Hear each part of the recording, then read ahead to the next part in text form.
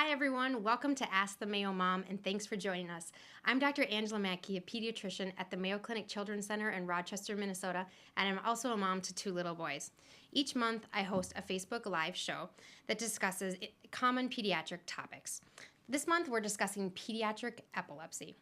This topic is really near and dear to my heart because my youngest son has epilepsy. So like some of you out there, I know what it's like to have fears and uncertainty about your child's future. To help discuss this today, I have Dr. Elaine Whirl, who is the Mayo Clinic Children's Center Director of Pediatric Epilepsy and a pediatric epileptologist. She's also professor of neurology here at the Mayo Clinic Children's Center, and she'll be joining me to help discuss these topics.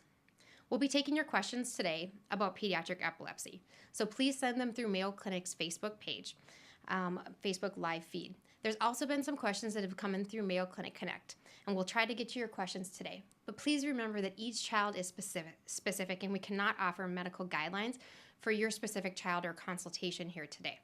So Dr. Whirl, thanks for joining me today. I'm really excited to be talking about epilepsy, obviously. So let's get talking about it, okay? So a common misunderstanding that people have about having a seizure means that one seizure means that you have epilepsy.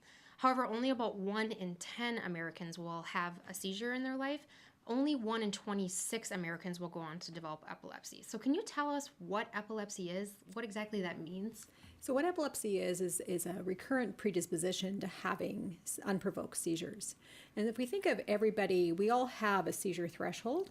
And what happens is that seizures occur when you actually hit that threshold. The seizure threshold is really very different. It's individualized. And so we know that there are certain things that can make that threshold coming down lower. And things would be, for example, being very overtired, being stressed, being sick, particularly a febrile illness. And for most of us, we are fortunate enough that even though we stay up till 2 in the morning or we get an illness, we can actually not have a seizure because our seizure threshold at baseline is high enough.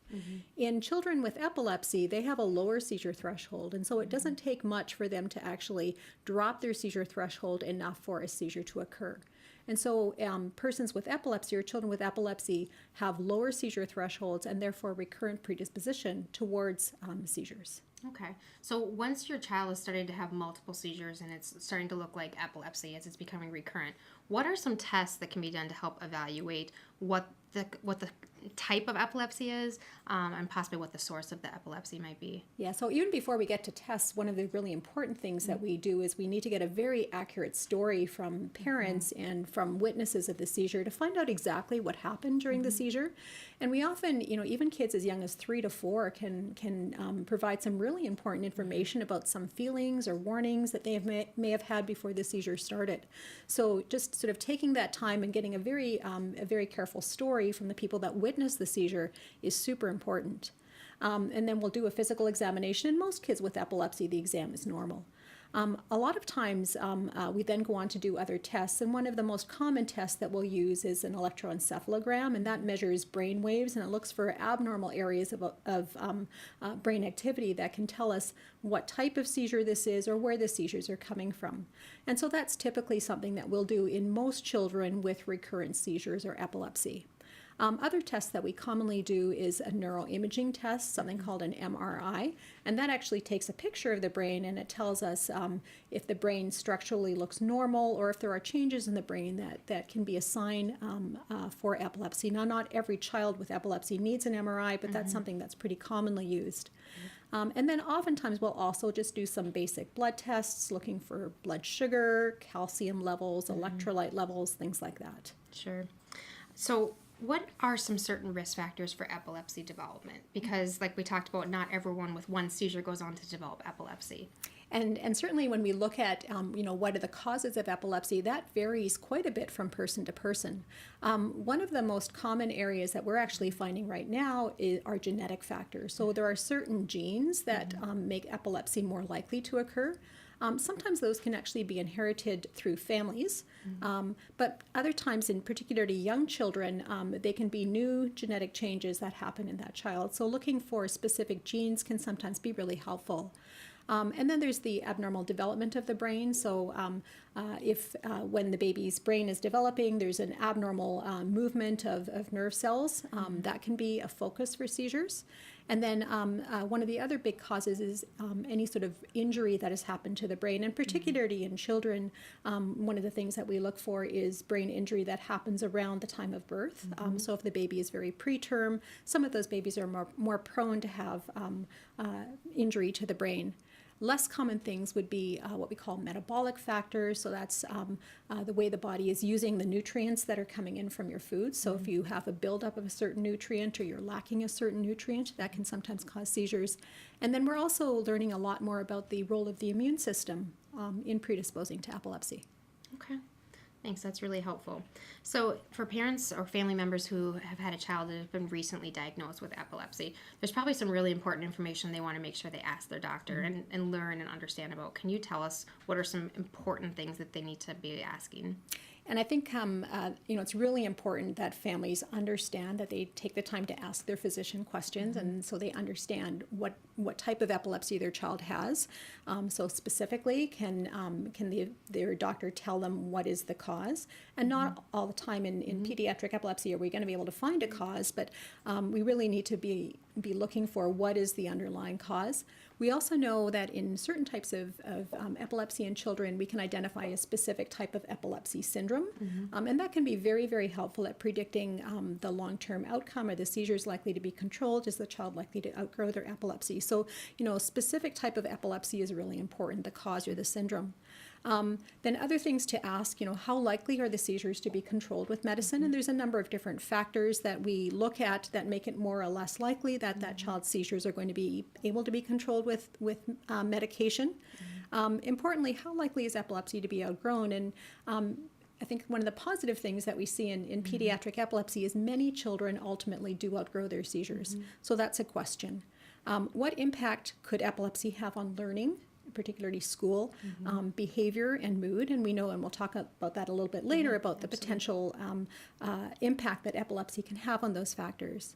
And then are there important lifestyle issues that need to be addressed as far as making sure that the child has adequate supervision? Is there any activities the child should be limited in doing? Because we don't want to excessively limit the child, but we want to obviously keep them safe. And then if you're talking about specific treatments, specific medicines, are there certain side effects of those medicines that you should really be watching for? And then finally, really importantly, does my child need an emergency plan for seizures? So seizures most often are self-limited and they don't require any emergency treatment, but some children are prone to recurrent prolonged seizures, which can be injurious to the brain. And in that situation, families really do need an emergency plan, what to do if the child has a more prolonged seizure. Okay. Well, that was really helpful. And we did have a question on Mayo Clinic Connect from Blath 2000 about what they can do to kind of make sure that they're understanding their child's epilepsy diagnosis. So I think those were some really good questions that they can, delve deeper into with their physician, make sure that they understand what's going on, and so that they know what the best treatment plan going forward is. So who should parents tell that their child has epilepsy? Is it important that all caregivers know, or just certain caregivers? So what I typically say is any adult who is going to have primary responsibility for that child really needs to know that that child may have seizures, and also needs to know what to do if that child does have a seizure. And so that would typically involve teachers, swim coaches, or other sports coaches, daycare providers. So adults really should know. I also really encourage, just because particularly for the older children and the teenagers, it's really important for them to get out and be independent. And so I also encourage the older kids and teens to tell one or two of their closest friends, and have those friends understand what they should do if that child has a seizure, if that teen has a seizure. And I think in that situation, the family will feel more comfortable sending their child or allowing their child to get out with their peers, and that's a really important developmental. Absolutely. So you were kind of alluding to something we call first aid, like seizure safety first aid. What should all caregivers know about giving first aid to people with epilepsy? So a couple of things. When you're dealing with somebody with epilepsy, so most often the seizures are going to be self-limited and you don't need to do very much. One of the things that can very rarely, but importantly happen during a seizure is sometimes the person with a seizure can actually throw up during the seizure, and that because they can't protect their airway, they can then breathe that down into their lungs and aspirate. And so we recommend that somebody who is having particularly a convulsive seizure, a big seizure, be rolled onto their side, and so that if that happens, then they're not going to aspirate. The other important things to recognize is when you're having a seizure, you want to make sure that you don't put anything inside that person's mouth. It's a fallacy that they're going to swallow their tongue. And if you put something inside their mouth, if they're having a big seizure, their jaw is very, very strong, and they can, if you put a stick in their mouth, they can bite and break the stick and then aspirate something. If you put your finger in their mouth, you can have a pretty good injury to your finger. So there's nothing that needs to go in their mouth. And then if there's anything tight around their neck, you should loosen that. Many children are going to have seizure rescue medications that can be given. And those are typically given after 3 to 5 minutes of continuous seizure activity. So if they have that should be utilized. If not, or if the patients are not responding to the rescue medications after 5 minutes, then typically 911 is called. Absolutely. So epilepsy, every child with epilepsy maybe has a little bit different course or a little bit different presentation because there are many different types of epilepsy. Can you start to tell us a little bit about what are those main different types, the common ones that you see? So there is a number. If we think about epilepsies, we basically think about epilepsies based on what age they present at. So we have epilepsies that begin in infancy, epilepsies that begin in childhood, and then epilepsies that begin in older children. And then we look at sort of the underlying cause for those epilepsies. And some of the causes can be more severe. Some of the causes, thankfully, are very benign. And if we look at some of the common causes for epilepsy, there is certain conditions, something called benign epilepsy with central temporal spikes, also known as benign Rolandic epilepsy. That's probably the commonest cause of focal epilepsy in children. It accounts for about 15% of focal epilepsy. These are kids that start having seizures typically from sleep or shortly before they wake up. And those seizures typically involve the lower part of their face. Sometimes it can go into a big convulsion. But the thing with that type of epilepsy is we know it's benign and it does not cause learning problems. The children always outgrow it. It is not due to anything bad in the brain. So that's a really important one to think about. There's another category that we think of as the genetic generalized epilepsies. Children can present with absence seizures. In teenagers, they can present with the convulsive seizures or myoclonic seizures. And again, most often those types of epilepsies are really easily controlled with medication. And depending on the type of genetic generalized epilepsy, many of those children can even outgrow their epilepsy and not need medications as adults. And then we have another group of children who have more severe epilepsies. Those typically are more associated with structural abnormalities of the brain. And those can be more severe in that we can have a more challenging time getting those seizures under control. And the chance of the seizures ultimately being outgrown are lower. So it really varies. The long-term outcome of epilepsy really varies a lot depending on what is the cause. Okay. Thanks. One question that you kind of alluded to earlier were about restricting activities and participation in sports. Are there certain things that are absolute no that children with epilepsy should not participate in? Or how do you counsel parents about these questions?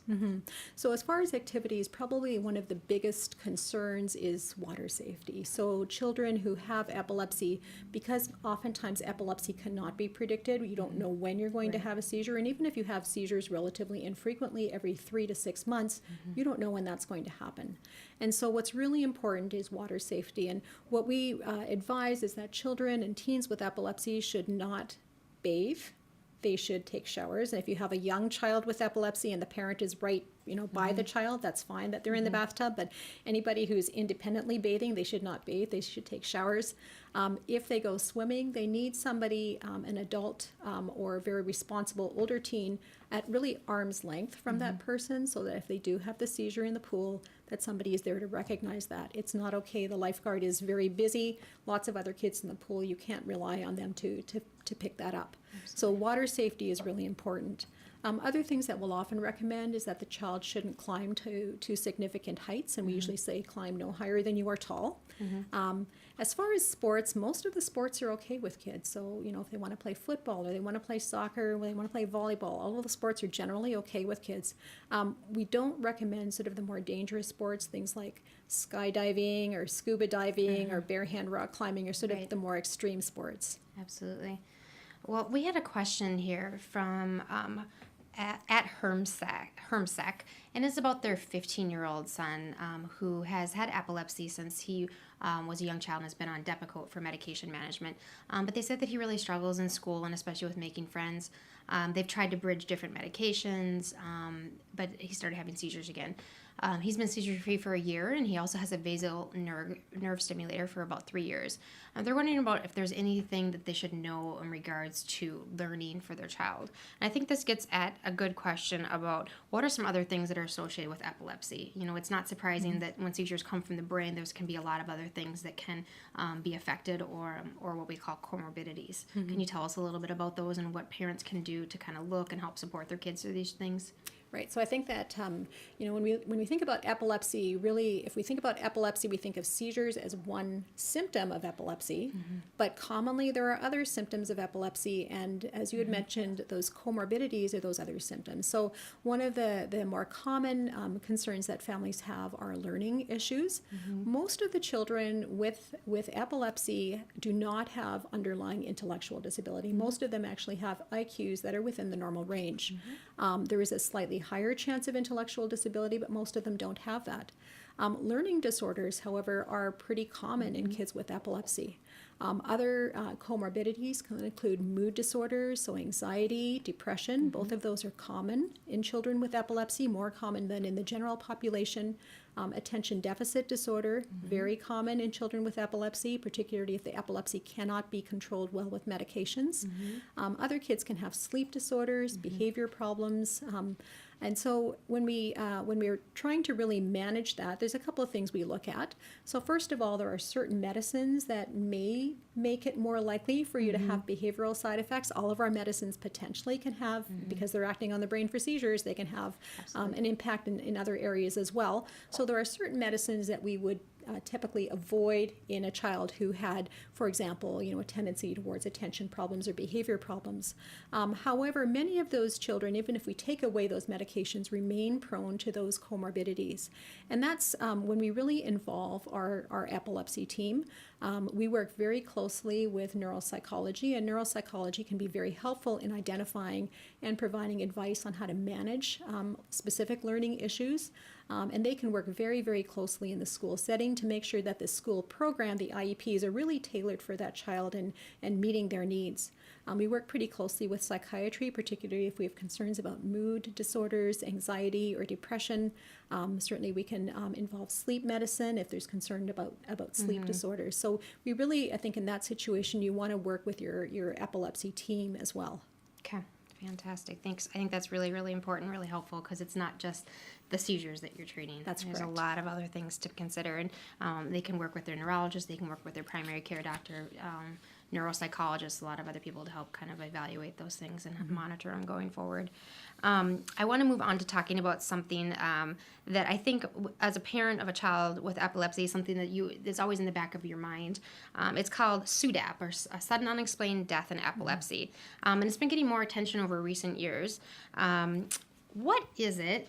Can you tell us a little bit about how frequent is it, and are there certain risk factors that really would predispose somebody to developing this as opposed to another person?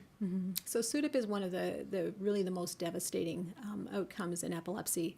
And what happens, and we don't really understand in fact what causes it, but what is found to happen is that typically the child goes to bed, they appear well, and then the parent goes to wake them in the morning and they have passed away during the night. Okay, and there's a lot of work being done looking at what is the cause of that. There's a thought that the seizure actually results in changes in the brain, so you don't actually have an appropriate respiratory drive after the seizure, so you don't start breathing, and as a result your heart stops.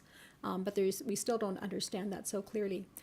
Fortunately, that is quite rare. If we look at how commonly it occurs in children with epilepsy, if we had 4,000 children with epilepsy that we followed over the course of a year, that would happen to one of those children. So it's pretty rare. And if you put that into context, similar to fatality rates, for example, from motor vehicle accidents in children and teens.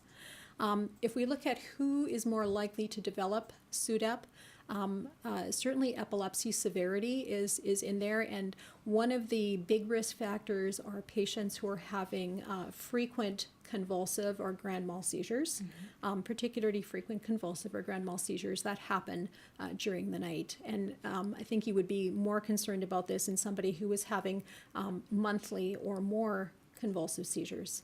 Another risk factor seems to be age. This is more likely to happen in adolescents or in young adults than in young children, although certainly I have seen this in young children as well. Okay. So I think what's really important here is if you're having frequent convulsive seizures, you really want to do everything you can to try and manage epilepsy better. And for teens, this is one of the really important reasons why they need to be compliant with their medication. Absolutely. So now that we've talked about, kind of what epilepsy is, let's get into talking about the treatment. And we've had a lot of questions come in that I've been reading throughout this Facebook Live podcast talking about this. So most people with epilepsy will be able to control their seizures with medications. So between 70, 75, 80% of people have been listed. So what should we know about epilepsy medications? So epilepsy medications are commonly used in persons with epilepsy. Not every child who has had epilepsy needs medicine, but the vast majority will. And what medicines do is they simply work to reduce the risk of breakthrough seizures. What a lot of families think they may do, and what I really wish they did do, is help you cure epilepsy, make it more likely you're going to outgrow your epilepsy. The medicines don't do that. They simply prevent the seizures from happening until the child, if they have an epilepsy that's going to be outgrown, until that epilepsy is in fact outgrown. So I think just having a realistic expectation of what a medicine is. All of those medicines also have side effects.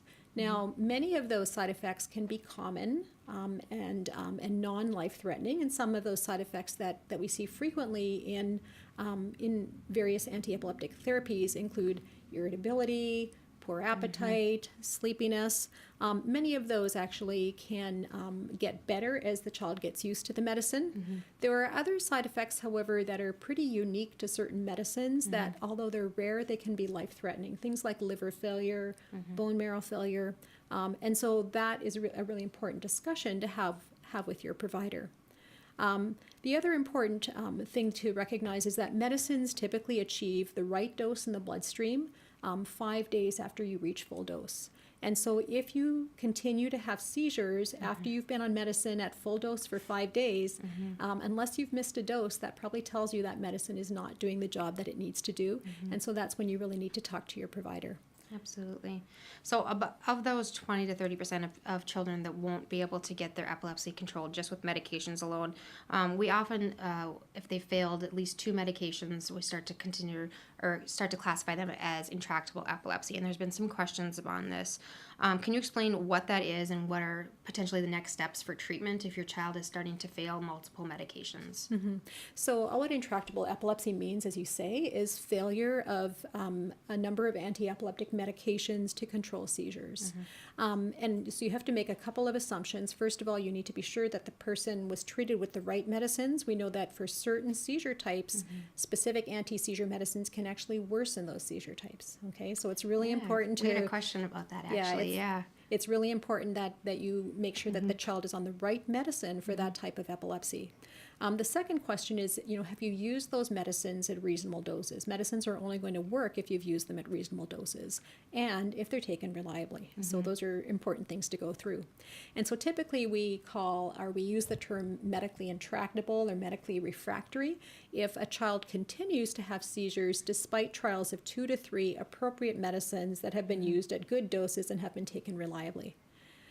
In that situation, I think children need to be referred to a comprehensive epilepsy center. And the first question that really needs to be asked is this truly epilepsy? And we still see patients who, have spells, but those spells actually, when we work them up, are not epilepsy. They can be due to a number of different other causes, and obviously anti-seizure medicines are only going to work if you're using them to treat epilepsy. So that's the first question: is this really epilepsy?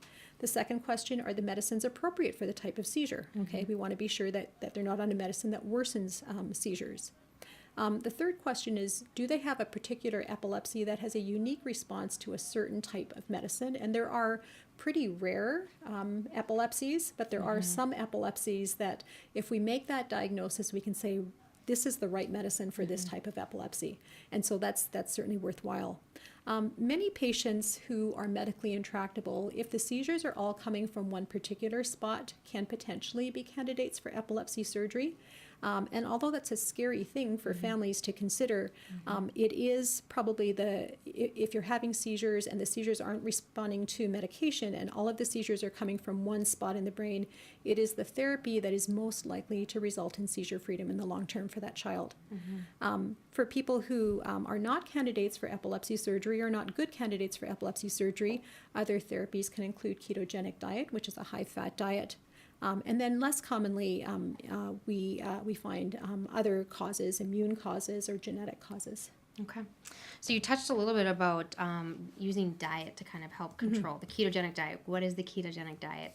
So the ketogenic diet is a very high-fat diet, low in carbohydrate.